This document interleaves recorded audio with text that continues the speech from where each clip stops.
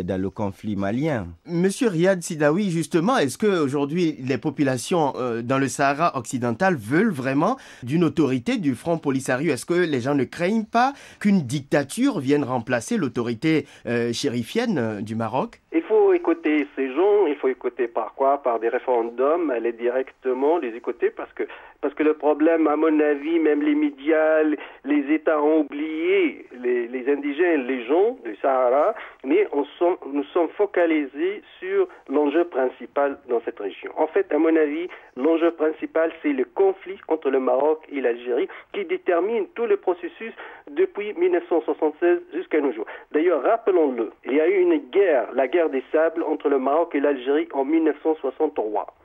En 1976, il y a eu la bataille d'Amgala, aussi entre le Maroc et l'Algérie. Et depuis toujours, il y a une guerre secrète. Le Maroc a accusé les services secrets algériens d'être derrière les attentats au Maroc, des attentats djihadistes islamistes.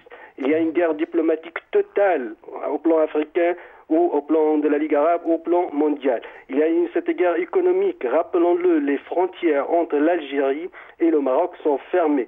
Donc, quand on met cet enjeu-là en exergue, on comprend bien que ce n'est pas un problème local des indigènes, mais c'est un problème régional entre deux puissances dominantes dans le Maghreb, qui sont l'Algérie et le Maroc, et qui ont bloqué aussi tout processus de l'Union maghrébine. L'Union maghrébine ne fonctionne plus, il n'y a que des décisions sur papier, tout est bloqué à cause de quoi? À cause de ce conflit permanent entre l'Algérie et le Maroc. C'est ça la clé de la question de Sahara occidental. Oui, mais alors comment se comportent les grandes puissances mondiales face à ce conflit? Georges Ibrahim Tounkara, nous avons parlé de la France, mais l'Espagne avait été là. Que dit l'Espagne? Que peut l'Espagne dans la résolution de ce conflit? L'Espagne et la France sont préoccupés par les enjeux, je pense, aujourd'hui économiques de tout ce qui se passe dans la région. Washington aussi, qui est engagé dans la lutte contre le terrorisme, joue avec l'Algérie, joue aussi avec le Maroc. Donc c'est une question d'intérêt pour ces différentes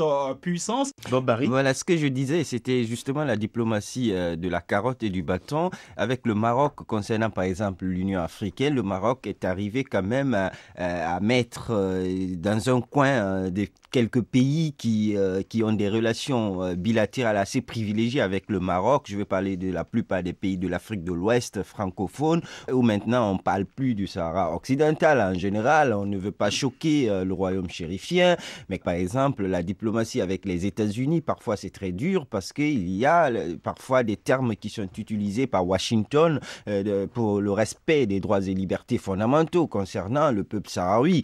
Vous avez aussi d'autre part l'Allemagne, même si l'Allemagne a une diplomatie discrète, mais l'Allemagne ne se tait pas sur les violations des droits et libertés fondamentaux qui ont cours dans ce territoire sahraoui. Peut-être que ça va prendre du temps, mais un jour on assistera à une autonomie, ne serait-ce que officielle du Sahara occidental. On a l'impression que les Nations Unies même semblent se complaire du statu quo parce que sa mission au Sahara occidental, la MINURSO, ça ne lui coûte pas cher comme la mission qui est la MONUSCO qui est au Congo parce que ça ne lui coûte que 50 millions de dollars par an pour quelques 200 à 500 soldats. Donc économiquement, ce n'est pas cher pour les Nations Unies. Donc il n'y a pas de pression comme on le voit ailleurs. Je voulais rapidement rappeler que c'est la Commission de l'Union européenne qui a dénoncé il n'y a pas longtemps les exactions, les manquements aux droits et libertés fondamentaux sur le peuple sahraoui. Et l'Union européenne, on le sait bien, c'est elle qui